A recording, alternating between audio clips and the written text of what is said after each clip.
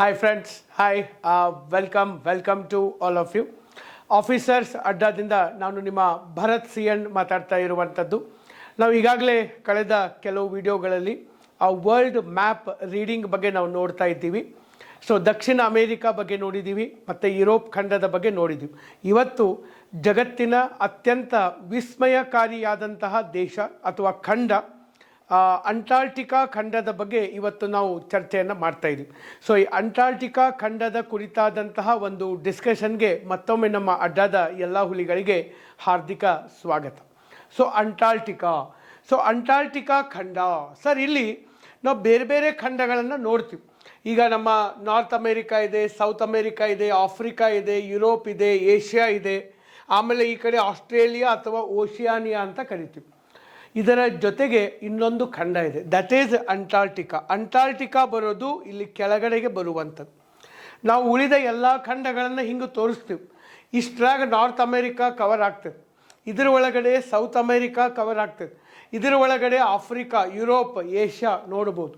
But ಒಂದೇ world map ಒಳಗಡೆ side ವ್ಯೂವಿಂದ ನೋಡಿದಾಗ ಈ ಅಂಟಾರ್ಟಿಕಾ ಖಂಡ ಇಷ್ಟೇ ಕಾಣಿಸ್ತದೆ. ಯಾಕಂದರೆ ಅಂಟಾರ್ಟಿಕಾ ಕೆಳಗಡೆಗೆ ಇದೆ. ಫಾರ್ ಎಕ್ಸಾಂಪಲ್, ಈಗ ಭೂಮಿ ಗುಂಡಿಗಿದೆ, 3D ಯಲ್ಲಿದೆ. ನಾನು ಅದನ್ನು ಓಪನ್ ಮಾಡಿದಾಗ 2D ಆಗ್ತದೆ. ಸೊ ಈ 2D ಒಳಗಡೆ ಇಲ್ಲಿ ಅಮೇರಿಕಾ ಇದೆ, ಆಫ್ರಿಕಾ ಇದೆ ತೋರಿಸ್ಬೋದು. ಬಟ್ ಭೂಮಿ ಎಲ್ಲಿದೆ? ಅಂಟಾರ್ಟಿಕಾ ಎಲ್ಲಿದೆ? ಕೆಳಗಡೆ ಇದೆ. ಆರ್ಟಿಕ್ ಇಲ್ಲಿದೆ. ಇದು ರಿಮೋಟನೇ ಭೂಮಿ ಅಂತ ತಿಳ್ಕೊಂಡ್ರೆ ಇದರ ಒಳಗಡೆ ಸರ್ ಮೇಲ್ಗಡೆ ಆರ್ಟಿಕ್ ಇದೆ, ಕೆಳಗಡೆ ಅಂಟಾರ್ಟಿಕ್ ಇದೆ. ಸೊ ಈಗ ನಾವು ಆರ್ಟಿಕ್ ಮತ್ತು ಅಂಟಾರ್ಟಿಕ್ ಇವೆರಡನ್ನೂ ನೋಡಬೇಕಾದ್ರೆ ಭೂಮಿಯನ್ನು ಮೇಲಿನಿಂದ ನೋಡಬೇಕು, ಒಂದು ಇಲ್ಲ ಕೆಳಗಿನಿಂದ ನೋಡಬೇಕು. ಒಂದು ಬಾಟಮ್ ವ್ಯೂ ಇರಬೇಕು, ಇಲ್ಲ ಅಂತಂದರೆ ಟಾಪ್ ವ್ಯೂ ಇರಬೇಕು, ಅಂದರೆ ನೋಡೋಕ್ಕೆ ಸಾಧ್ಯ ಇದೆ. ಅದಕ್ಕೆ ನಾವು ಇದ್ರದ್ದು ಒಂದು ಬಾಟಮ್ ವ್ಯೂ ತೊಗೊಳ್ಳೋಣ. ಇದು ಭೂಮಿಯ ಬಾಟಮ್ ವ್ಯೂ ಇದು ಭೂಮಿ ಅಂತ ತಿಳ್ಕೊಂಡ್ರೆ ಇಲ್ಲಿಂದ ನೋಡ್ತಾ ಇದ್ದೀವಿ, ಹಿಂಗೆ ಮಾಡ್ತಾಯಿದ್ವಿ, ಅದಕ್ಕೆ ಇದು ರೌಂಡಾಗಿ ಕಾಣಿಸ್ತಾ ಇದೆ. ಎಷ್ಟೋ ಜನರಿಗೆ ನಮ್ಮ ಅಟ್ಲಾಸ್ ಒಳಗಡೆ ಅಂಟಾರ್ಟಿಕಾ ಮ್ಯಾಪ್ ನೋಡಬೇಕಾದಾಗ ಕ್ಲಾರಿಟಿ ಇರೋಂಗಿಲ್ಲ. ಯಾಕೆ ಅಂಟಾರ್ಟಿಕಾ ಮ್ಯಾಪ್ ಹಿಂಗಿದೆ? ಏಷ್ಯಾ ಬೇರೆ ಕಾಣ್ತಾ ಇದೆ, ಅಮೇರಿಕಾ ಬೇರೆ ಕಾಣ್ತಾ ಇದೆ, ಆಫ್ರಿಕಾ ಬೇರೆ ಕಾಣ್ತಾ ಇದೆ, ಅಂಟಾರ್ಟಿಕಾ ಯಾಕೆ ಹಿಂಗೆ ಕಾಣ್ತಾ ಇದೆ? ಯಾಕಂತಂದರೆ ಭೂಮಿಯನ್ನು ಬಾಟಮ್ ವ್ಯೂವಿಂದ ನಾವು ನೋಡಿದಾಗ ಈ ರೀತಿಯಾಗಿ ಕಾಣುವಂಥದ್ದು. ಇಲ್ಲಿ ನಮಗೆ ಅಂಟಾರ್ಟಿಕಾ ಖಂಡ ಬರುವಂಥದ್ದು. ಇದು ಜಗತ್ತಿನೊಳಗಡೆ ವಿಸ್ತೀರ್ಣದಲ್ಲಿ 5ನೇ ಅತಿ ದೊಡ್ಡ ಖಂಡ. ವಿಸ್ತೀರ್ಣದಾಗ 5ನೇ ಅತಿ ದೊಡ್ಡ ಖಂಡ. ಅತಿ ದೊಡ್ಡ ಖಂಡ ವಿಸ್ತೀರ್ಣದಾಗ ನಂಬರ್ 1 ಸ್ಥಾನದಲ್ಲಿ ನಮ್ಮ ಏಷ್ಯಾ ಇದೆ. ಆಮೇಲೆ ಇಲ್ಲಿ 5ನೇ ಸ್ಥಾನದೊಳಗಡೆ ಅಂಟಾರ್ಟಿಕಾ ಇದೆ. ಇದಾದಮೇಲೆ ಇದಕ್ಕಿಂತ ಸಣ್ಣ ಖಂಡಗಳಿದಾವೆ. 6ನೇ ಸ್ಥಾನದೊಳಗಡೆ ಯುರೋಪ್ ಖಂಡ ಬರ್ತದೆ. ನಾವು ಲಾಸ್ಟ್ ಕ್ಲಾಸಲ್ಲಿ ಡಿಸ್ಕಸ್ ಮಾಡಿದ್ವಿ. 7ನೇ ಒಂದು ಸ್ಥಾನದೊಳಗಡೆ ಸರ್ ಇಲ್ಲಿ ಓಷಿಯಾನಿಯಾ, ಆಸ್ಟ್ರೇಲಿಯಾ ಬರ್ತೈತಲ್ಲ, ಓಷಿಯಾನಿಯಾ ಖಂಡ ಬರ್ತೈತೆ. ಅಂದರೆ ಇದು ಜಗತ್ತಿನಲ್ಲಿ ವಿಸ್ತೀರ್ಣದಲ್ಲಿ 5ನೇ ಸ್ಥಾನದಲ್ಲಿರುವಂತಹ ಒಂದು ಖಂಡ. ಇದನ್ನು ಕಾಂಟಿನೆಂಟ್ ಆಫ್ ಸೈನ್ಸ್ ಅಂತ ಕರೀತಾರೆ, ವಿಜ್ಞಾನದ ಖಂಡ. ಇಲ್ಲಿ ಆಲ್ಮೋಸ್ಟ್ ಹ್ಯೂಮನ್ ಸೆಟಲ್ಮೆಂಟ್ ಇಲ್ಲ. ಯಾಕಂದರೆ ಎಕ್ಸ್ಟ್ರೀಮ್ ಕೋಲ್ಡ್ ಟೆಂಪ್ರೇಚರ್ ಭಾಳ ಕೋಲ್ಡ್ ಇದೆ. ಎಷ್ಟು ಕೋಲ್ಡ್ ಇದೆಪ್ಪ ಟೆಂಪ್ರೇಚರ್ ಅಂದರೆ ಇಲ್ಲಿ -82 ಡಿಗ್ರಿ ಸೆಲ್ಸಿಯಸ್ ದಾಖಲಾಗಿದೆ. ಇದು ರೆಕಾರ್ಡ್ ಇದೆ, ಇಡೀ ಭೂಮಿಯ ಮೇಲೇ ಹೈಯೆಸ್ಟ್ ರೆಕಾರ್ಡ್ ಇದೆ. ಯಾವಾಗಿದು 1983 ಒಳಗಡೆ 82 ಡಿಗ್ರಿ ಸೆಲ್ಸಿಯಸ್, -82 ಡಿಗ್ರಿ ಸೆಲ್ಸಿಯಸ್ ದಾಖಲಾಗಿದೆ. ಅಷ್ಟು ಉಷ್ಣಾಂಶ ಕುಸಿತ ಹೋಗ್ತದೆ. ಸೊ ಹೀಗಾಗಿ ಇಲ್ಲಿ ಮನುಷ್ಯ ಇರೋಕ್ಕೆ ಯೋಗ್ಯವಾದಂತಹ ಸ್ಥಳ ಅಲ್ಲ. ಅದರ ಜೊತೆಗೆ ಇಲ್ಲಿ ಇಡೀ ಭೂಮಿಯ ಮೇಲಿನ 90% ಮಂಜುಗಡ್ಡೆ ಅಂಟಾರ್ಟಿಕಾದಲ್ಲಿ ಕಂಡು ಬರ್ತದೆ. ಆ್ಯಕ್ಚುಲಿ ಇದು ಸಾಗರ, ಇದು ಕೆಳಗಡೆ ಸಾಗರ. ಆ ಸಾಗರದಲ್ಲಿ ಸ್ವಲ್ಪ ಪ್ರಮಾಣದಲ್ಲಿ ಭೂಭಾಗ ಇದೆ ಅಷ್ಟೇ. ಇಡೀ ಸಾಗರ ಫ್ರೀಸ್ ಆಗಿಬಿಟ್ಟಿರ್ತದೆ, ಪರ್ಮನೆಂಟ್ಲಿ ಫ್ರೋಜನ್ ಲ್ಯಾಂಡ್ ಅಂತ ಕರೀತಾರೆ. ಅಲ್ಲಿ ಐಸು ತಂಪಿಗೆ ಗಟ್ಟಿಯಾಗಿಬಿಟ್ಟಿರ್ತದೆ. ಮಂಜುಗಡ್ಡೆ ಎಷ್ಟು ಗಟ್ಟಿ ಆಗೈತಪ್ಪ ಅಂತಂದ್ರೆ ಎಷ್ಟೋ ಸಾವಿರಾರು ಮಿಲಿಯನ್ ವರ್ಷಗಳಿಂದ ಅದು ಕರಿಗೇ ಇಲ್ಲ. ಸಾವಿರಾರು ಮಿಲಿಯನ್ ವರ್ಷಗಳಿಂದ ಅದು ಕರಿಗಿಲ್ಲ.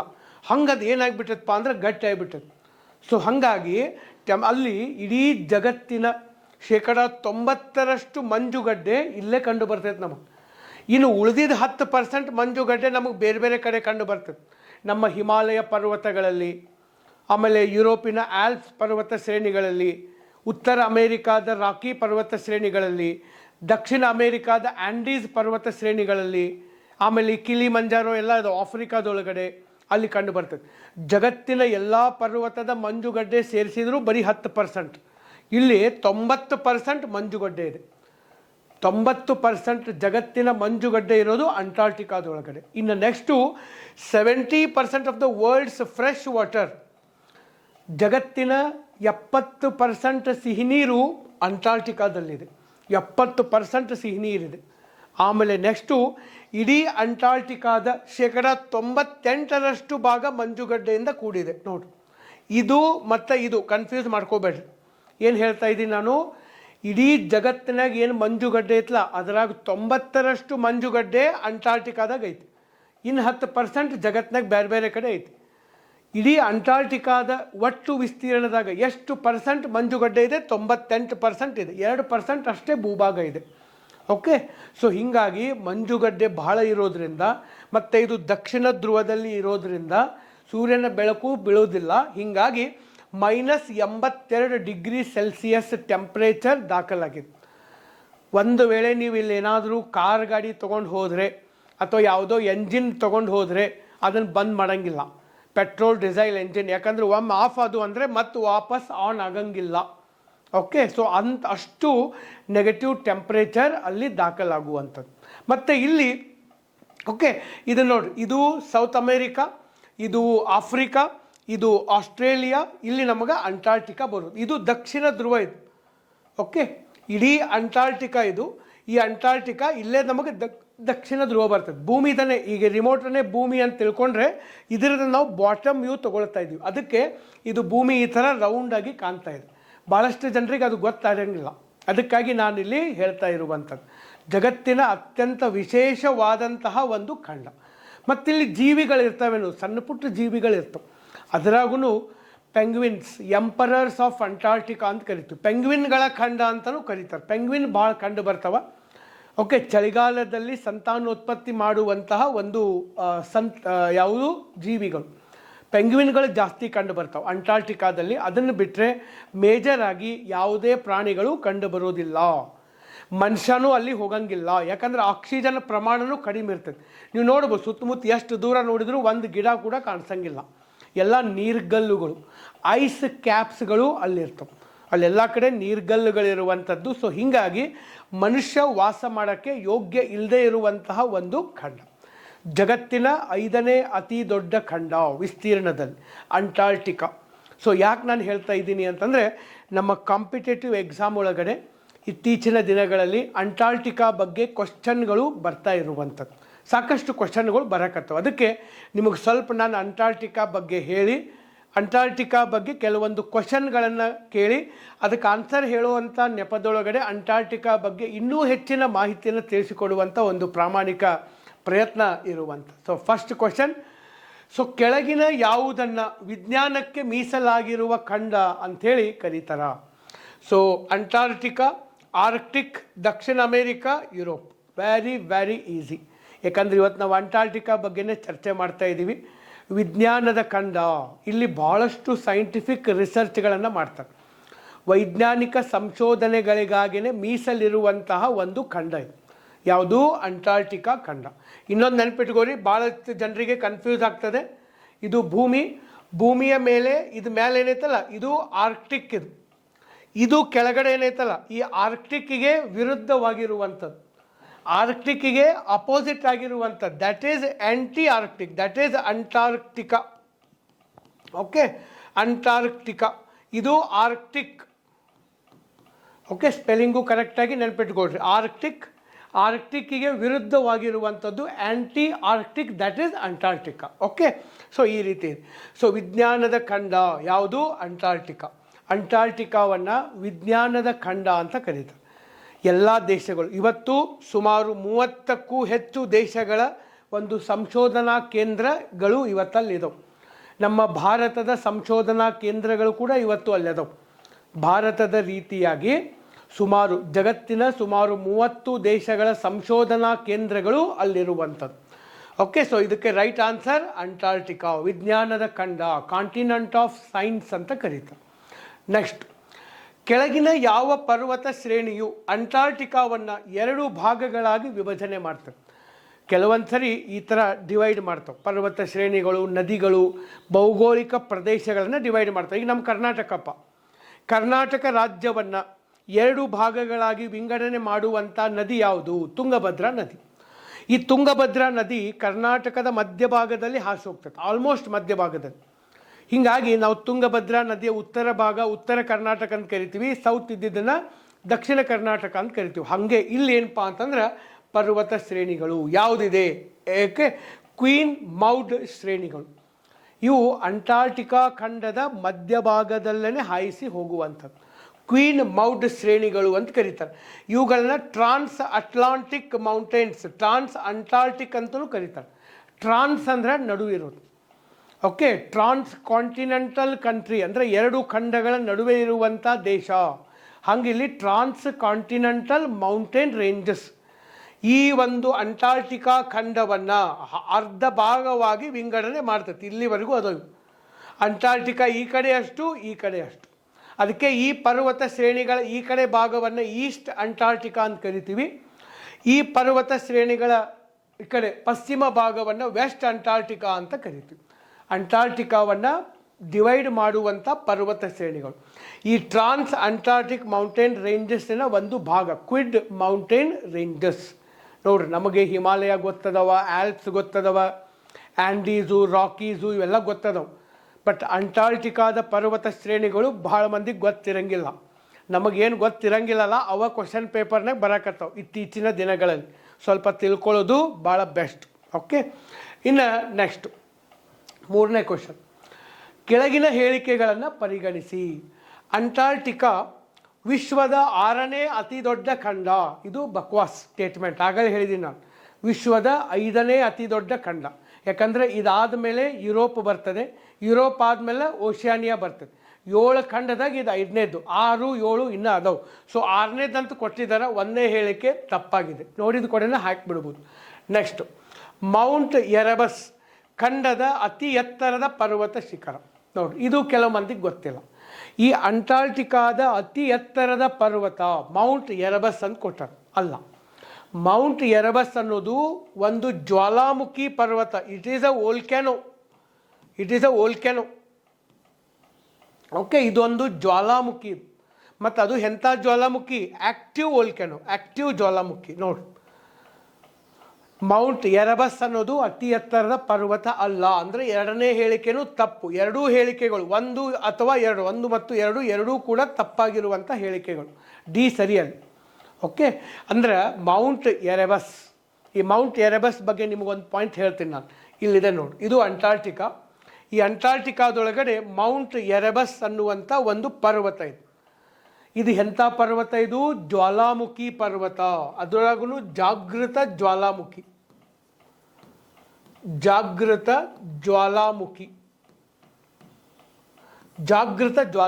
Active volcano. ಎಲ್ಲಿದೆ ಇದು?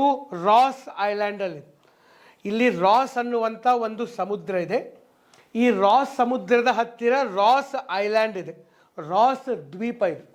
ಆ ದ್ವೀಪದಲ್ಲಿ ಮೌಂಟ್ ಎರೆಬಸ್ ಅನ್ನುವಂಥ ಜ್ವಾಲಾಮುಖಿ ಇದೆ. ಇದು ಜಗತ್ತಿನ ಅತ್ಯಂತ ಸಕ್ರಿಯ ಜ್ವಾಲಾಮುಖಿಗಳಲ್ಲಿ ಇದು ಕೂಡ ಒಂದು. ಓಕೆ, ಭಾಳ ಸರಿ frequent eruption of lava will takes place. ಪದೇ ಪದೇ ಲಾವಾ ಎರಪ್ಷನ್ ಆಗ್ತದೆ. ಆ್ಯಕ್ಟಿವ್ ವೋಲ್ಕ್ಯಾನೋ ಇದು. ಲಾಸ್ಟು ಸರ್ 1973 ಒಳಗಡೆ ಇಲ್ಲಿ ಜ್ವಾಲಾಮುಖಿ ಆಗಿತ್ತು. 1973 ಅದಾದ ಮೇಲೆ ದೊಡ್ಡ ಪ್ರಮಾಣದ ಜ್ವಾಲಾಮುಖಿ ಆಗಿಲ್ಲ, ಆದರೆ ಸಣ್ಣ ಪ್ರಮಾಣದಲ್ಲಿ ಪ್ರತಿ ದಿವಸ ಜ್ವಾಲಾಮುಖಿ ಬರ್ತದೆ. ನೋಡ್ರಿ, ದೇವ್ರ ಪುಣ್ಯಕ್ಕಿಂತವೆಲ್ಲ ಅಂಟಾರ್ಟಿಕಾದಾಗ ಇಟ್ಟಂತ ಚಲೋ, ಅಂಡಮಾನ್ ನಿಕೋಬಾರ್ದಾಗ ಇಟ್ಟಿದ್ರೆ ಕತೆ ಏನು ಎಲ್ಲರದು. ಸೊ ಹೀಗಾಗಿ ಮೌಂಟ್ ಎರೆಬಸ್ 73ಯಲ್ಲಿ ಮೇಜರ್ ಎರಪ್ಷನ್ ಆಗಿದೆ, ಆದರೆ ಈಗೂ ಪ್ರತಿ ದಿವಸ ಎರಪ್ಷನ್ ಆಗ್ತದೆ. ಮತ್ತು ಇನ್ನೊಂದು ಇದರ ವಿಶೇಷತೆ ಏನಪ್ಪ ಅಂತಂದ್ರೆ, ಇದು ಇಡೀ ಭೂಮಿಯ ಮೇಲೆ ಅತ್ಯಂತ ದಕ್ಷಿಣಕ್ಕಿರುವಂತಹ ಸಕ್ರಿಯ ಜ್ವಾಲಾಮುಖಿ. This is the southern most active volcano on planet earth. ಇಡೀ ಭೂಮಿಯ ಮೇಲೆ ಅತ್ಯಂತ ದಕ್ಷಿಣಕ್ಕಿರುವಂತಹ ಸಕ್ರಿಯ ಜ್ವಾಲಾಮುಖಿ ಮೌಂಟ್ ಎರೆಬಸ್. ಎಲ್ಲಿದೆ ಇದು? ಅಂಟಾರ್ಟಿಕಾ ಖಂಡದಲ್ಲಿದೆ. ನೋಡ್ರಿ, ನಾವು ಜ್ವಾಲಾಮುಖಿ ಅಂದ್ಕೊಂಡೆ ಮೌಂಟ್ ಸ್ಟ್ಯಾಂಬೋಲಿ ಹೇಳ್ತೀವಿ, ನಮ್ಮ ಬ್ಯಾರನ್ ದ್ವೀಪ ಹೇಳ್ತೀವಿ, ಜಪಾನ್ದಾಗ ಮೌಂಟ್ ಫ್ಯೂಜಿ ಹೇಳ್ತೀವಿ, ಕೆಲವೊಂದು ಗೊತ್ತದಾವೆ. ಬಟ್ ಅಂಟಾರ್ಟಿಕಾದಲ್ಲಿರೋದು ನಿಮಗೆ ಗೊತ್ತಿರಬೇಕು. ಮತ್ತು ಇದು ಇನ್ನೂ ಒಂದು ಏನಪ್ಪ ಅಂದ್ರೆ last 1.3 million years, okay, 1.3 million ಇಯರ್ಸಿಂದಲೂ ಆ್ಯಕ್ಟಿವ್ ಇದೆ. 1.3 ಮಿಲಿಯನ್ ಇಯರ್ಸಿಂದ ಆ್ಯಕ್ಟಿವ್ ಇರುವಂಥ ಜ್ವಾಲಾಮುಖಿ. ಓಕೆ, ಗೊತ್ತಾಯ್ತು ನಾನು ಹೇಳಿದ್ದು? ಎಸ್, ಮೌಂಟ್ ಎರೆಬಸ್ ಬಗ್ಗೆ ಯಾರಿಗೆ ಗೊತ್ತಿಲ್ಲ ಒಂದು ಕಡೆ ಸೈಡ್ ಬರ್ಕೊಳ್ರಿ. ಮತ್ತು ನಾ ಇದು PDF ನಮ್ಮ ಆಫೀಸರ್ಸ್ ಅಡ್ಡ ಟೆಲಿಗ್ರಾಮ್ ಚಾನಲ್ದಾಗ ಹಾಕಿರ್ತೇನೆ, ಆಮೇಲೆ ನೀವು ಅಲ್ಲಿಂದ ಡೌನ್ಲೋಡ್ ಮಾಡ್ಕೋಬೋದು. ಓಕೆ, ಸೊ ಇಲ್ಲಿ ನೀವು ನೋಡಿದರೆ ಗೊತ್ತಾಗ್ತದೆ. ರಾಸ್ ಅನ್ನುವಂತಹ ಒಂದು ಸಮುದ್ರ ಇದೆ. ಈ ರಾಸ್ ಸಮುದ್ರದ ಪಕ್ಕದಲ್ಲೇ ರಾಸ್ ಐಲ್ಯಾಂಡ್ ಇದೆ. ಅಲ್ಲಿ ನಮಗೆ ಈ ಎರೆಬಸ್ ಅನ್ನುವಂತಹ ಜ್ವಾಲಾಮುಖಿ ಪರ್ವತ ಕಂಡು ಬರುವಂಥದ್ದು. ಓಕೆ, ಇನ್ನು ನೆಕ್ಸ್ಟ್ ಇದು ಸದರ್ನ್ ಓಷಿಯನ್ ಅಂತ ಕೂಡ ಇದನ್ನು ಕರೀತಾರೆ ಸರ್. ಇಲ್ಲಿ ನೋಡಿ ಇವೇನದಾವಲ್ಲ, ಇಲ್ಲಿ ನೋಡಿ ಇಲ್ಲಿ ಇನ್ನೊಂದು ಏನಾಗೈತಪ್ಪ ಅಂತಂದ್ರೆ ಈ ಅಂಟಾರ್ಟಿಕಾದ ಸುತ್ತಲೂ ಭಾಳಷ್ಟು ಸಮುದ್ರಗಳಿದಾವೆ. ಸಮುದ್ರಗಳಂದ್ರೆ ಅಮುಂಡ್ಸೆನ್ ಸಿ, ಬೆಲಿಂಗ್ಸನ್ ಸಿ, ವೆಡಲ್ ಸಿ, ಆಮೇಲೆ ರೈಸರ್ಸ್ ಸಿ, ಕಾಸ್ಮೊನಾಟ್ ಸಿ, ಆಮೇಲೆ cooperation C, Davis C, Mausam C, ಆಮೇಲೆ ಸಮೋವಾ ಸಿ. ಭಾಳದವು ಸಮುದ್ರಗಳು ಭಾಳದವು. ಅದಕ್ಕೆ ಇವೆಲ್ಲ ಸಮುದ್ರಗಳನ್ನು ಸೇರಿಸಿ ಸದರ್ನ್ ಓಷನ್ ಅಂತ ಕರೆದುಬಿಡ್ತಾರೆ, ದಕ್ಷಿಣದ ಮಹಾಸಾಗರ ಅಂತ ಕರೀತಾರೆ. ಇದನ್ನು ಒಂದು ನೀವು ನೆನಪಿಟ್ಕೊಳ್ಳೋಕೆ ಸಾಧ್ಯ ಆಗಿರ್ಬೇಕು. ನೆಕ್ಸ್ಟ್, ಅಂಟಾರ್ಟಿಕಾದ ಅತಿ ಎತ್ತರದ ಶಿಖರ ಯಾವುದು? ನೋಡಿ, ಆಗಲೇ ಎರೆಬಸ್ ಕೊಟ್ಟಿದ್ರು, ಅತಿ ಎತ್ತರದ ಶಿಖರ ಅದಲ್ಲ, ಅದು ಜಾಗೃತ ಜ್ವಾಲಾಮುಖಿ. ಸೊ ಈಗ ಅಂಟಾರ್ಟಿಕಾದ ಅತಿ ಎತ್ತರದ ಶಿಖರ ಯಾವುದು? ಕ್ವೀನ್ ಮೌಡ್. ಆಗಲೇ ನೋಡಿದ್ವಿ, ಕ್ವೀನ್ ಮೌಡ್ ಪರ್ವತ ಶ್ರೇಣಿ ಅದು, ಅವ್ರು ಶಿಖರ ಕೇಳಿದಾರೆ, ಅಲ್ಲ. ಓಕೆ, ಮೌಂಟ್ ಎರೆಬಸ್ ಆಗಲೇ ನಾವು ನೋಡಿದ್ವಿ, ಇದು ಅಲ್ಲ, ವಿಧಾನೂ ಅಲ್ಲ. ಸೊ ರೈಟ್ ಆನ್ಸರ್ ಇದು Vinson Massif, highest mountain of Antarctica continent. ಈಗ ನಮ್ಮ ಏಷ್ಯಾದ ಅತಿ ಎತ್ತರದ ಪರ್ವತ ನಾವು ಹೇಳ್ತೀವಿ ಮೌಂಟ್ ಎವರೆಸ್ಟ್. ಉತ್ತರ ಅಮೇರಿಕಾದೊಳಗಡೆ ಮೌಂಟ್ ಮೆಕೆನ್ಲಿ, ಸೌತ್ ಅಮೇರಿಕಾದೊಳಗಡೆ ಅಕಾಂಕಗುವಾ, ಯುರೋಪ್ ಒಳಗಡೆ ಎಲ್ಬ್ರೂಸ್, ನಮ್ಮ ಆಫ್ರಿಕಾದೊಳಗಡೆ ಕಿಲಿ ಮಂಜಾರೋ, ಆಮೇಲೆ ನಮ್ಮ ಏಷ್ಯಾದೊಳಗಡೆ ಯಾವುದಿದೆ? ನಮ್ಮ ಎವರೆಸ್ಟ್ ಇದೆ, ಹೌದಾ? ಸೊ ಇದೇ ರೀತಿ ನಮ್ಮ ಓಷಿಯಾನಿಯಾ ಖಂಡದೊಳಗಡೆ ಮೌಂಟ್ ಕೂಕ್ ಇದೆ ನ್ಯೂಜಿಲ್ಯಾಂಡಲ್ಲಿ. ಅದೇ ರೀತಿಯಾಗಿ ಅಂಟಾರ್ಟಿಕಾದ ಅತಿ ಎತ್ತರದ ಪರ್ವತ ವಿನ್ಸನ್ ಮ್ಯಾಸಿಫ್. ಎಲ್ಲಿದೆ ಇದು? ಇಲ್ಲಿದೆ, ಮೌಂಟ್ ವಿನ್ಸನ್ ಇಲ್ಲಿದೆ ಸರ್. ಓಕೆ, ದಕ್ಷಿಣ ಧ್ರುವದಲ್ಲಿ ಈ ಕಡೆಗೆ ಕಂಡು ಬರುವಂಥದ್ದು. ಹೈಟು 4898 ಮೀಟರ್, ಅಂದರೆ 5 ಕಿಲೋಮೀಟರ್ ಹೈಟ್ ಇದೆ. ಸಮುದ್ರ ಮಟ್ಟದಿಂದ 5 ಕಿಲೋಮೀಟರ್ ಹೈಟ್ ಇರುವಂತಹ ಒಂದು ಪರ್ವತ. Okay, this is the highest mountain of Antarctica continent. Next, Antarctica ಒಪ್ಪಂದ ಒಂದಾಗೈತೆ, ಅದಕ್ಕೆ ಸಂಬಂಧಪಟ್ಟಂಗೆ ಯಾವ ಹೇಳಿಕೆಗಳು ಸರಿಯಾಗಿದ್ದವು? ಒಂದೇದು, ಅಂಟಾರ್ಟಿಕಾ ಒಪ್ಪಂದವನ್ನು ವಾಷಿಂಗ್ಟನ್ನಲ್ಲಿ ಡಿಸೆಂಬರ್ 1, 1949 ಸಹಿ ಮಾಡಲಾಯಿತು ಅಂತ ಇದೆ. ನೆಕ್ಸ್ಟು, ಇದು ಪರಮಾಣು ಸ್ಫೋಟಗಳನ್ನು ಮತ್ತು ವಿಕಿರಣಶೀಲ ತ್ಯಾಜ್ಯವನ್ನು ವಿಲೇವಾರಿ ಮಾಡುವುದನ್ನು ನಿಷೇಧ ಮಾಡ್ತದೆ. Correct sir. ಡಿಸೆಂಬರ್ದಾಗ 1949 ಅಂತ ಕೊಟ್ಟಿದ್ದಾರೆ. ಬಟ್ ಆ್ಯಕ್ಚುಲಿ ಇದು 1949 ಅಲ್ಲ, 59 ಆಗಬೇಕಾಗಿತ್ತು. ಒಂದನೇ ಹೇಳಿಕೆ ತಪ್ಪಾಗಿದೆ, ಎರಡನೇ ಹೇಳಿಕೆ ಸರಿ ಇದೆ. ಓಕೆ, ಎರಡು ಮಾತ್ರ ಸರಿಯಾದ ಉತ್ತರ. ಈಗ ನಾವೇನು ನೋಡಬೇಕು? ಈ ಒಪ್ಪಂದ ನೋಡಬೇಕು, ಅಂಟಾರ್ಟಿಕಾ ಟ್ರೀಟಿ. ಯಾಕಂದ್ರೆ ಸರ್ ಅಂಟಾರ್ಟಿಕಾ ವಿಶೇಷವಾದಂಥ ಖಂಡ. ಈ ಅಂಟಾರ್ಟಿಕಾವನ್ನು ಸಂರಕ್ಷಣೆ ಮಾಡಬೇಕು. ಈಗಲ್ಲೇ ಟೆಂಪ್ರೇಚರ್ ಭಾಳ ಕಡಿಮೆ ಐತಿ, ಮನುಷ್ಯರು ಹೋಗಂಗಿಲ್ಲ, ಯಾರಿಗೆ ಬೇಕು ಅವರೇ ತೊಗೊಂಡು ಬಡ್ದು ಬಾಯಿಗೆ ಹಾಕೊಂಡ್ಬಿಡ್ತಾರೆ. ನಮ್ಮ ಮಂದಿ ಒಂದು 30-40 ಜಗನ ಬಿಡೋದಿಲ್ಲ, ಇನ್ನು ಅಂಟಾರ್ಟಿಕಾ ಬಿಡ್ತಾರೆ, ಎಲ್ಲ ದೇಶಗಳು ಮುಗಿಬೀಳ್ತಾರೆ ಹೋಗಕ್ಕೆ. ಅದಕ್ಕೆ ಅಂಟಾರ್ಟಿಕಾವನ್ನು ಸುರಕ್ಷಿತವಾಗಿಡಬೇಕು. ಓಕೆ, ಅಲ್ಲಿ ಯಾರೂ ಕೂಡ ಸರ್ ಅದನ್ನು ವಶಪಡಿಸಿಕೊಳ್ಳಬಾರ್ದು ಅಂಥೇಳಿ ಒಂದು ಟ್ರೀಟಿಯನ್ನು ಮಾಡಿದರು. 1959 ಒಂದು ಒಪ್ಪಂದ ಮಾಡ್ಕೋತಾರೆ, ಅಂಟಾರ್ಟಿಕಾ ಟ್ರೀಟಿ ಅಂತ ಕರೀತಾರೆ. ಅದಕ್ಕೆ ಡಿಸೆಂಬರ್ 1, 1959. ನೆಕ್ಸ್ಟ್ ಅದು 1961 ಸರ್ ಜಾರಿಗೆ ಬರ್ತೈತೆ ಒಪ್ಪಂದ. 12 ದೇಶಗಳು ಕೂಡಿ ಈ ಒಪ್ಪಂದವನ್ನು ಮಾಡ್ಕೋತಾರೆ, 12 ದೇಶಗಳು. ಬಟ್ ಇವತ್ತಿಗೆ 54 ದೇಶಗಳು ಇರುವಂಥ, ಟೋಟಲ್ 54 ದೇಶಗಳಿದಾವೆ ಆ ಒಪ್ಪಂದದಲ್ಲಿ. ಮತ್ತು ಭಾರತ ಕೂಡ ಇದೆ ಏನು ಸರ್? ಹೌದು, ಭಾರತ 1983 ಈ ಒಪ್ಪಂದಕ್ಕೆ ಸೇರಿಕೊಂಡಿತು ಸರ್. ಓಕೆ, ಇನಿಷಿಯಲಿ ಇರಲಿಲ್ಲ, 83 ನಾವು ಸೇರಿಕೊಂಡಿದ್ದೆವು. 54 ದೇಶಗಳಿದ್ದವು. ಏನು ಸರ್ ಇದು? ಈ ಒಪ್ಪಂದದ ಉದ್ದೇಶ ಏನಪ್ಪ ಅಂದ್ರೆ ಪೀಸ್ಫುಲ್ ಯೂಸ್. ಅಂಟಾರ್ಟಿಕಾವನ್ನು ಶಾಂತಿಯುತ ಉದ್ದೇಶಗಳಿಗಾಗಿ ಮಾತ್ರ ಬಳಸೋದು. ಅಲ್ಲಿ ಹೋಗಿ ಸರ್ ಅದನ್ನ ಆಕ್ರಮಣ ಮಾಡ್ಕೊಳ್ಳೋದು, ಅಲ್ಲಿ ಜಾಗ ನಂದ ಅನ್ನೋದು, ಐತಿಹಾಸಿಕವಾಗಿ ನಮಗೆ ಇಲ್ಲೇ ಲಿಂಕ್ ಐತೆ ಅನ್ನೋದು. ಚೈನಾದವ್ರು ಭಾಳ ಮಾಡ್ತಾರೆ. ಒಂದು ಪುಸ್ತಕ ಹಿಡ್ಕೊಂಬರ್ತಾರೆ ಅವ್ರು, ಹಿಸ್ಟ್ರಿ ಪುಸ್ತಕ. ಅದನ್ನ ಹಿಡ್ಕೊಂಬಂದು ನೋಡ್ರಿ, ಹಿಸ್ಟ್ರಿ ಒಳಗೆ ಅಂಟಾರ್ಟಿಕಾಕ್ಕೆ ನಮ್ಮ ಯಾರೋ ಬಂದು ಹೋಗಿದ್ದ, ಹುಯನ್ ಸಾಂಗ್ ಬಂದಿದ್ದ, ಅವು ಬಂದಿದ್ದ, ಇವು ಬಂದಿದ್ದ, ಇದು ನಮ್ದು ಅಂತ ಕೊಡಿರ್ತಾರೆ. ಓಕೆ, ಪ್ರಿಂಟ್ ಮಾಡಿಸ್ಕೊಂಡು ತೊಗೊಂಬರ್ತಾರೆ ಪುಸ್ತಕಗಳು. ಹಾಗೆಲ್ಲ ಬರೋಂಗಿಲ್ಲ ಇದು. Next, scientific research.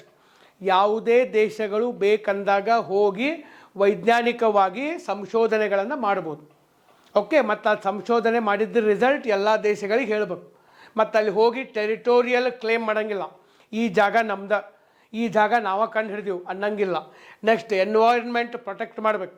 ಅಲ್ಲಿ ಹೋಗಿ ಈಗ ನಾವು ಹೆಂಗೆ ಪೋಖ್ರಾನ್ 1 ಪೋಖ್ರಾನ್ 2 ಟೆಸ್ಟ್ ಮಾಡಿದ್ದೀವಿ, ಅಣು ಶಸ್ತ್ರಾಸ್ತ್ರಗಳು. ಅಲ್ಲಿ ಹೋಗಿ ಅಣುಬಾಂಬ್ ಟೆಸ್ಟ್ ಮಾಡೋದು, ವಿಕಿರಣಶೀಲ ವಸ್ತುಗಳನ್ನು ಹೋಗಿ ಅಲ್ಲಿ ಹೂತಾಕಿ ಬರೋದು ಮಾಡೋಂಗಿಲ್ಲ. ಬೇಕಾದಾಗ ಯಾವುದೇ ದೇಶಗಳು ಸರ್ ಸಂಶೋಧನಾ ಕೇಂದ್ರ ತೆಗಿಬೋದು, ಆದರೆ ಆ ಸಂಶೋಧನಾ ಕೇಂದ್ರಗಳನ್ನು ಯಾವುದೇ ದೇಶಗಳು ಯಾವುದೇ ಸಮಯದಲ್ಲಿ ಇನ್ಸ್ಪೆಕ್ಷನ್ ಮಾಡ್ಬೋದು. ಓಕೆ, ಹಂಗೆ ಒಂದು ಒಪ್ಪಂದ ಇದೆ. ಓಕೆ, ಇದನ್ನು ಅಂಟಾರ್ಟಿಕಾ ಟ್ರೀಟಿ ಅಂತ ಕರೀತಾರೆ. ಇದನ್ನ ಸ್ವಲ್ಪ ನೆನ್ಪಿಟ್ಕೊಳ್ಳೋಕೆ ಸಾಧ್ಯ ಆಗಿರ್ಬೇಕು. ನೆಕ್ಸ್ಟ್, ಕೆಳಗಿನ ಹೇಳಿಕೆಗಳು. ಅಂಟಾರ್ಟಿಕಾವನ್ನು ಬಿಳಿ ಖಂಡ ಅಂತ ಕರೀತಾರೆ, ಯಾಕಂದರೆ ಶಾಶ್ವತ ಮಂಜುಗಡ್ಡೆ ಇದೆ. ಕರೆಕ್ಟ್. ನೆಕ್ಸ್ಟು, ಇದು ಅಂಟಾರ್ಟಿಕಾ ಸಂಪೂರ್ಣವಾಗಿ ದಕ್ಷಿಣ ಗೋಳಾರ್ಧದಲ್ಲಿದೆ ಮತ್ತು ದಕ್ಷಿಣ ಧ್ರುವವು ಅದರ ಮಧ್ಯಭಾಗದಲ್ಲಿ. ಎರಡೂ ಹೇಳಿಕೆಗಳು ಸರಿ. ಬಿಳಿ ಖಂಡ ಯಾಕಂದ್ರೆ ಜಗತ್ತಿನ 90% ಮಂಜುಗಡ್ಡೆ ಅಲ್ಲೇ ಐತಿ. ಮತ್ತು ಅಂಟಾರ್ಟಿಕಾದ ಮಧ್ಯಭಾಗದಲ್ಲಿ ದಕ್ಷಿಣ ಧ್ರುವ ಇದೆ. ಇಲ್ಲಿ ನೋಡ್ರಿ, ಇದು ಅಂಟಾರ್ಟಿಕಾ. ಓಕೆ, ಇದು ನಮ್ಮ ಭೂಮಿ, ಇದೆಲ್ಲ ಭೂಮಿ. ಈ ಭೂಮಿಯ ದಕ್ಷಿಣ ಧ್ರುವ ಎಲ್ಲಿದೆ? ಅಂಟಾರ್ಟಿಕಾದಲ್ಲಿದೆ. ಅಂಟಾರ್ಟಿಕಾದ ಇದು ವೈಟ್ ಕಲರ್ ಎಲ್ಲ ಅಂಟಾರ್ಟಿಕಾ ಇದೆ. ಈ ಅಂಟಾರ್ಟಿಕಾದ ಮಧ್ಯಭಾಗದಲ್ಲಿ ದಕ್ಷಿಣ ಧ್ರುವ ಇದೆ. ಕರೆಕ್ಟ್ ಇದೆ. ಎರಡೂ ಹೇಳಿಕೆಗಳು ಕರೆಕ್ಟ್ ಇದಾವೆ. ಓಕೆ, ನೆಕ್ಸ್ಟು, ಕೆಳಗಿನ ಹೇಳಿಕೆಗಳನ್ನು ಪರಿಗಣಿಸಿ. ಭಾರತಿ ಅಂಟಾರ್ಟಿಕಾದಲ್ಲಿರುವ ಭಾರತದ ಏಕೈಕ ಸಕ್ರಿಯ ಸಂಶೋಧನಾ ಕೇಂದ್ರ. ಇದು ತಪ್ಪು. ನೋಡಿರಿ, ಫಸ್ಟಲ್ಲಿ ದಕ್ಷಿಣ ಗಂಗೋತ್ರಿ ಅಂತ ಮಾಡಿದರು ಸಂಶೋಧನಾ ಕೇಂದ್ರ.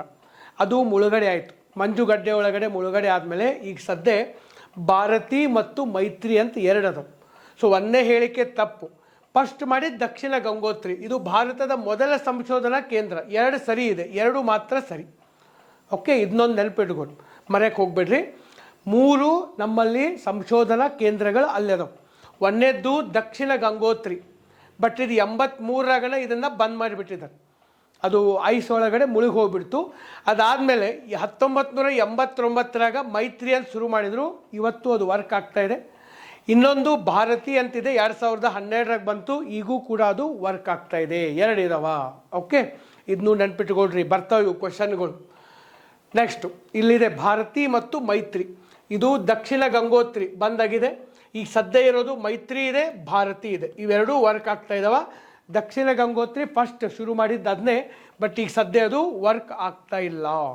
ಓಕೆ, ಆರ್ಕ್ಟಿಕ್ ಪ್ರದೇಶ ಮತ್ತು ಅಂಟಾರ್ಟಿಕ್ ಖಂಡ ಯಾವುದರ ಸಮೀಪ ಇದೆ? ನೋಡ್ರಿ, ಇಲ್ಲಿ ನೋಡ್ರಿ, ಇದು ಆರ್ಕ್ಟಿಕ್, ಇದು ಮ್ಯಾಲಿಂದೆಲ್ಲ, ಇದೆಲ್ಲ ಅಂಟಾರ್ಟಿಕ್. ಯಾವುದರ ಸಮೀಪ ಇದೆ? ಓಕೆ, ಉತ್ತರ ಮತ್ತು ದಕ್ಷಿಣ ಧ್ರುವ. ಇದು ಉತ್ತರ ಧ್ರುವ, ಇದು ದಕ್ಷಿಣ ಧ್ರುವ. ಇದಕ್ಕೆ ಸಮೀಪದಲ್ಲಿ ಇರುವಂಥದ್ದು. ಇಲ್ಲಿ ನೋಡಿದರೆ ಗೊತ್ತಾಗ್ತದೆ. ಈಸಿ ಕ್ವಶನ್ ಇದೆ. ಇಲ್ಲಿ ನಮಗೆ ಆರ್ಕ್ಟಿಕ್ ಇದೆ, ಉತ್ತರ ಧ್ರುವದ ಸಮೀಪ ಇದೆ. ಇದು ಅಂಟಾರ್ಟಿಕ್ ಇದೆ, ದಕ್ಷಿಣ ಧ್ರುವದ ಸಮೀಪ ಇರುವಂಥದ್ದು. ನೆನ್ಪಿಟ್ಕೋಬೋದಾ? ಇದನ್ನು ಸರಿಯಾಗಿ ನೆನ್ಪಿಟ್ಕೊಳ್ಳೋಕೆ ಸಾಧ್ಯ ಆಗಿರ್ಬೇಕು. ಓಕೆ, ಹಾಂ. ಇನ್ನು ನೆಕ್ಸ್ಟು ನೀವು ಇನ್ನೊಂದು ಕೇಳ್ಬೋದು, ಸರ್ ಯಾಕೆ ಒಂದು ಅರ್ಧ ಗಂಟೆ ಅಷ್ಟೇ ಕ್ಲಾಸ್ ಮಾಡ್ತಾ ಇದ್ದೀರಿ ಅಂತೇಳಿ. ನಾನು DSLR ಕ್ಯಾಮ್ರಾ ಯೂಸ್ ಮಾಡ್ತಾ ಇದ್ದೀನಿ. ಅದು 30 ಮಿನಿಟ್ಸ್ ಅಷ್ಟೇ ಲಿಮಿಟ್ ಇದೆ. ಇನ್ನೊಂದು ಬೇರೆ ಕ್ಯಾಮ್ರಾ ಆರ್ಡರ್ ಮಾಡಿದ್ದೀವಿ. ಅದು ಬಂದ ಮೇಲೆ 1 ಅವರ್ 1.5 ಅವರ್ ಕ್ಲಾಸನ್ನು ನಾವು ಕಂಟಿನ್ಯೂ ಮಾಡೋಣ. ಆವಾಗ ಲೈವನ್ನೇ ಬರೋಕ್ಕೆ ಸಾಧ್ಯ ಆಕೈತೆ. ಓಕೆ, ಇನ್ನು ಸರ್ ಬ್ರಹ್ಮಾಸ್ತ್ರ 1 and 2 ಅಂತ ಮಾಡಿದ್ದೀವಿ. ಸೊ ಇದು ನಾವು ಈಗಾಗಲೇ ಇದೊಂದು ಬ್ಯಾಚ್ ಮಾಡಿದ್ದೀವಿ. ಅದರದ್ದು ರೆಕಾರ್ಡೆಡ್ ಕ್ಲಾಸ್ ಭಾಳ ವಿದ್ಯಾರ್ಥಿಗಳು ಕೇಳ್ತಾಯಿದ್ರು, ಹೀಗಾಗಿ ಅದನ್ನು ಕೊಡ್ತಾ ಇದ್ದೀವಿ. ಸರ್ ಇದ್ರ ಒಳಗಡೆ ಭಾರತದ ಸಂವಿಧಾನ ಎಲ್ಲ ಇಂಪಾರ್ಟೆಂಟ್ ಕಾನ್ಸೆಪ್ಟ್ ನಾನೇ ಎಕ್ಸ್ಪ್ಲೇನ್ ಮಾಡಿದ್ದೀನಿ. ಆಮೇಲೆ ನಮ್ಮ ಎಕನಾಮಿಕ್ಸ್ ಎಲ್ಲ ಇಂಪಾರ್ಟೆಂಟ್ ಕಾನ್ಸೆಪ್ಟ್, ಜಿಯೋಗ್ರಫಿ ಎಲ್ಲ geography, world, India, physical geography. ಆಮೇಲೆ next sir science and technology, ಆಮೇಲೆ environment, A to Z important ಎಲ್ಲ ಕಾನ್ಸೆಪ್ಟ್ಗಳನ್ನು ನಾನೇ ಡಿಸ್ಕಸ್ ಮಾಡಿದ್ದೀನಿ. ಇವೆಲ್ಲದ್ರದ್ದು ರೆಕಾರ್ಡೆಡ್ ಕ್ಲಾಸ್ ಇದ್ದಾವೆ. ಪ್ಲಸ್ MCQ ಹೆಂಗೆ ಬಿಡಿಸ್ಬೇಕು, MCQ ಬಿಡಿಸುವಂಥ ಸ್ಟ್ರಾಟಜಿಗಳೇನು, ಜಗತ್ತಿನ ಎಲ್ಲ ದ್ವೀಪಗಳು, ಎಲ್ಲ ಪರ್ವತಗಳು, ಎಲ್ಲ ಮರುಭೂಮಿಗಳು, ಆಮೇಲೆ ಇಂಥ ಅಂಟಾರ್ಟಿಕಾ, ಬೇರೆ ಬೇರೆ ಖಂಡಗಳು ಎಲ್ಲವನ್ನ ಡಿಸ್ಕಸ್ ಮಾಡಿದ್ದೀವಿ. ಅದು ಎಲ್ಲ ಕ್ಲಾಸ್ ಇದೆ. ಭಾಳ ಅದ್ಭುತ ಕ್ಲಾಸ್ ಇದಾವೆ. ಇದು ರೆಕಾರ್ಡೆಡ್ ಇದೆ. ನೀವು ಯಾವಾಗ ಜಾಯ್ನ್ ಆಗ್ತೀರಿ ಇಮಿಡಿಯೇಟ್ಲಿ ಕ್ಲಾಸು ನೋಟ್ಸು ಓಪನ್ ಆಗ್ತವೆ. ನಿಮಗೆ ಅವಶ್ಯಕತೆ ಇದ್ದರೆ ನಮ್ಮ ಆಫೀಸ್ ನಂಬರ್ ಕೂಡ ಇದೆ. ಓಕೆ, ಇಲ್ಲಿ ನಮ್ಮ ಆಫೀಸ್ ನಂಬರ್ ಇದೆ. ನೀವು ಬೆಳಗ್ಗೆ 9ರಿಂದ ಸಂಜೆ 6 ಗಂಟೆವರೆಗೆ ಕಾಲ್ ಮಾಡಿ ನೀವು ಮಾತಾಡ್ಬೋದು, ಅದರ ಬಗ್ಗೆ ಕ್ಲಾರಿಟಿಯನ್ನು ತೊಗೋಬೋದು. ಅವಶ್ಯಕತೆ ಇದ್ದರೆ don't miss the golden opportunity. ಯಾಕಂದರೆ PC, PSI, FDA, SDA, KS, IS ಎಲ್ಲ ಎಕ್ಸಾಮ್ ಕೂಡ ಇದು ಹೆಲ್ಪ್ ಆಗುವಂಥದ್ದು. ಬ್ರಹ್ಮಾಸ್ತ್ರ 1 and 2 ರೆಕಾರ್ಡೆಡ್ ಕ್ಲಾಸ್. ಮತ್ತು ಸೆಪ್ಟೆಂಬರ್ 5 ಲಾಸ್ಟ್ ಡೇಟ್. ಶಿಕ್ಷಕ ದಿನಾಚರಣೆಯ ಸಲುವಾಗಿ ಈ ಒಂದು ಆಫರ್ ಇರುವಂಥದ್ದು. ಸೆಪ್ಟೆಂಬರ್ 5 ಅಂದರೆ ಇವತ್ತು 3, ನಾಳೆ 4, ನಾಡಿದ್ದು 5, 2 ದಿವಸ ಮಾತ್ರ ಟೈಮ್ ಇದೆ. ಕೊನೆ ಮೂಮೆಂಟಲ್ಲಿ ಗಡ್ಬಡ್ ಮಾಡ್ಕೋಬೇಡ್ರಿ, ಭಾಳ ಜನ ಜಾಯ್ನ್ ಆಗ್ತಿರ್ತಾರೆ. ಸೊ ನಿಮಗೆ ಅವಶ್ಯಕತೆ ಇದ್ದರೆ ನೀವು ಜಾಯ್ನ್ ಆಗೋಕ್ಕೆ ಸಾಧ್ಯ ಆಗಿರಬೇಕು. ಸೊ ಈ ಒಂದು ವಿಡಿಯೋದ ತಮ್ಮ ಅಮೂಲ್ಯ ಸಮಯವನ್ನು ಕೊಟ್ಟು ಈ ಒಂದು ವಿಡಿಯೋ ನೋಡಿದ್ದಕ್ಕಾಗಿ ಎಲ್ಲರಿಗೂ ಧನ್ಯವಾದಗಳು. So thank you very much. Wish you all the very best.